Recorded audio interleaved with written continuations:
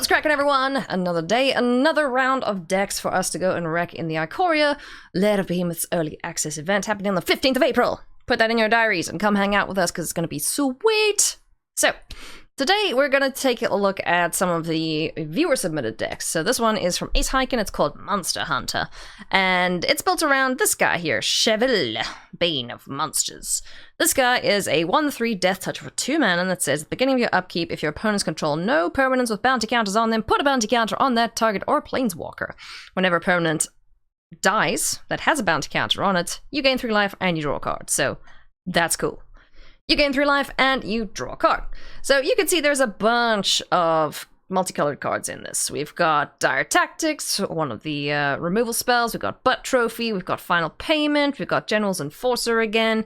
General Kudro. We've got Casualties of War. So Hero Precinct 1 fits in this deck pretty darn well. We've also got Lurus of the Dream Den. So this lovely kitty friend likes to bring back, well, lets you, I should say, this lovely kitty cat allows you to bring back permanents with 2 CMC cost or less from your graveyard every single turn. So you can just cost from your graveyard. So if stuff does die, you're okay with it because you get to bring it back. I mean, look how many things he hits. He's got General Enforcer, he's got Cheville, and he's got the Hero Precinct 1. So, you know, if any of those die, it can come back. Also, a bunch of removal in Heartless Act. I hate this card art, by the way, but, you know, it's a decent card. We got Heartless Act, we've got the Mythos of Nethroi again, so we can destroy stuff, and then we got Call of the Death Dweller, but this is not removal, this is, I'm going to get my stuff back once it's been removed. So, return up to 2 target creature cards with total CMC 3 or less from your graveyard to the battlefield. So this helps get Kudro, Lurus, all the other guys. So, basically everything that ends up in the bin, we're going to get back one way or another. I'm going to find you. I'm going to get you.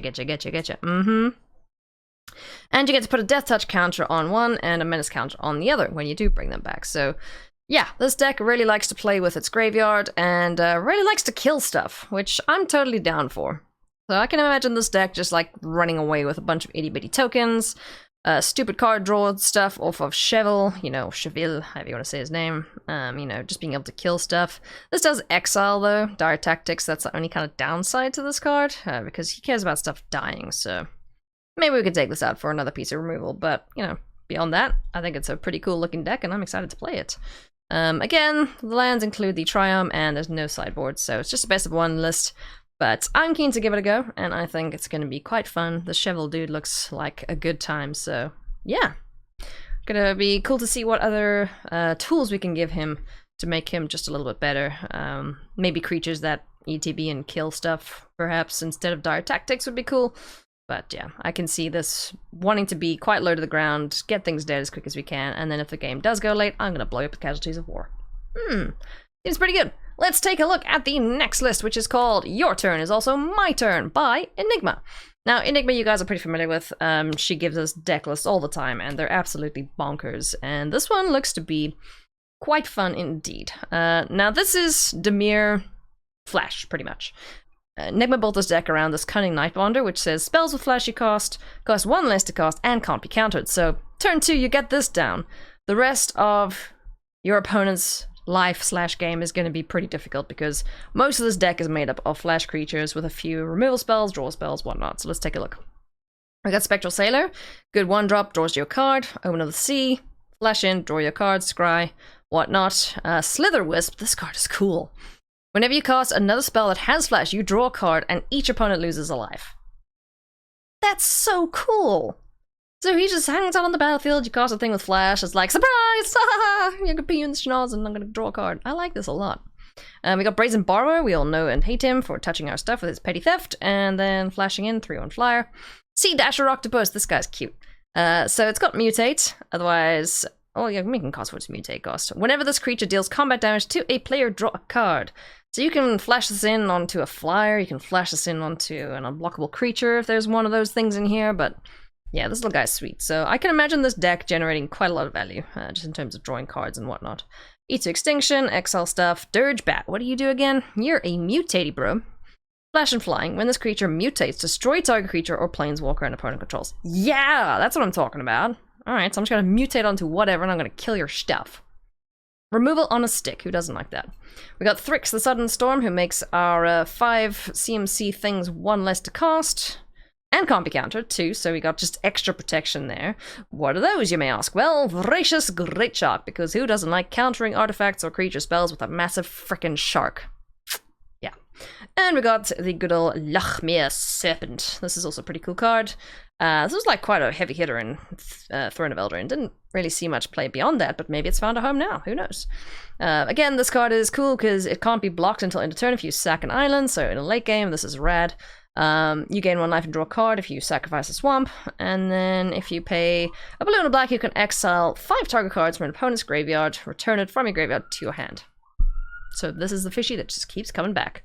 So yeah, this is another pretty cool looking list. I'm excited to try it out, so thank you very much to Enigma for submitting this. I like it, I like it, I like it a lot. And let's take a look at our next list, which is Boros Cycling. This is from Reaper Cats. Thank you, friends, for submitting your lists. And this list, as you can guess, cares all about cycling. So we got Flourishing Fox. It's a cute little 1-drop that whenever you cycle another card, put a 1/1 counter on Flourishing Fox.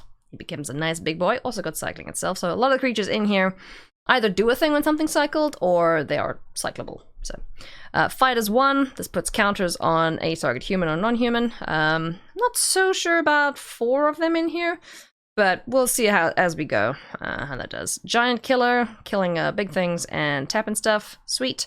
Swallow Whole. This lets you exile a tap creature by putting a 1/1 counter on one of your creatures that you tap to be able to pay this cost. So yeah, pretty sweet.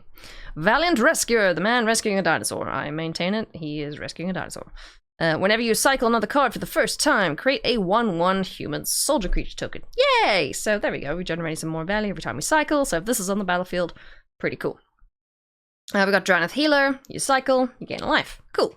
Savai Thundermane. I like this kitty cat. This kitty cat looks so cool. Whenever you cycle a card, you may pay 2. If you do, this deals 2 damage to target creature and you gain 2 life. Nice. I like that a lot. And it's a 3/2. I just realized that. Whew. You're a nice kitty cat.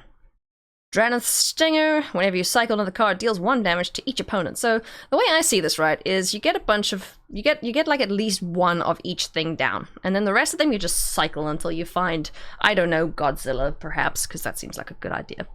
Go for Blood. Target creature you control fights target creature you don't control. It's a removal spell. Also has cycling, so that's why it's included. Zerda, the Dawnwaker. Now, this card initially was in the sideboard as a companion, but we realized that it didn't work with a few of the cards that were in the deck, so you know, it's each card must have an activated ability, because some of them didn't have an activated ability. So we like this kitty cat, for example, and that's not an activated ability, so we decided, okay, you know what, let's just play it as a creature. It's a 3/3, and we ignore the companion bit. Abilities you activate that aren't mana abilities cost 2 less to activate, so cycling gets cheaper, but you can't get less than 1, and also block stuff for you, so yeah, pretty cool. And also tapping things gets cheaper and whatnot, so you can add some other things in here with activated abilities just to get extra benefit off of it, but a 3/3 for 3 is still pretty sweet. Zenith Flare deals X damage to any target and you gain X life, or X is the number of cycling ability. Wait, X is the number of cards with cycling ability in your graveyard. So that's kind of sweet. Who doesn't like dealing a bunch of damage, gaining a bunch of life, and drawing a bunch of cards? Like, I think this card's pretty busted, and I am keen to see how it works. And then, of course, we got Godzilla, Doom Inevitable, or Yadaro, I think his name is, Wandering Monster.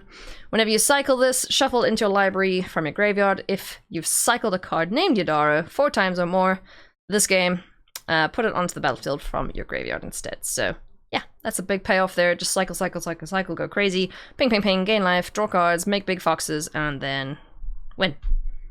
At least that's the plan. So yeah, those are the decks for today, friendos. I hope you like them, and thank you again to my community for submitting them. I am keen to play all of them, and we're going to do that. And just a reminder to you, friends, on the YouTubes, if you would like to have a deck wrecked by yours truly, then come along to the stream on the 15th and the 16th. It's going to be great fun. We're going to be live most of the day, so no excuses that you can't show up for whatever reason, you know. Yes, if you're at home and you have nothing to do, come and hang out with us, because it'll be great. And as always, tell me what you like about these decks. Let me know if there's any suggestions you have for them, anything that we can do to improve them. Like, subscribe, do all those things, because the algorithm likes it when you do. And if you want to support my content, go check down below, because there's a bunch of links that you can click and buy stuff and do things, and it all supports me, and I appreciate it immensely. There we go. There's my little show for the day. Anyway, I'll see you tomorrow for another video. Thank you for watching.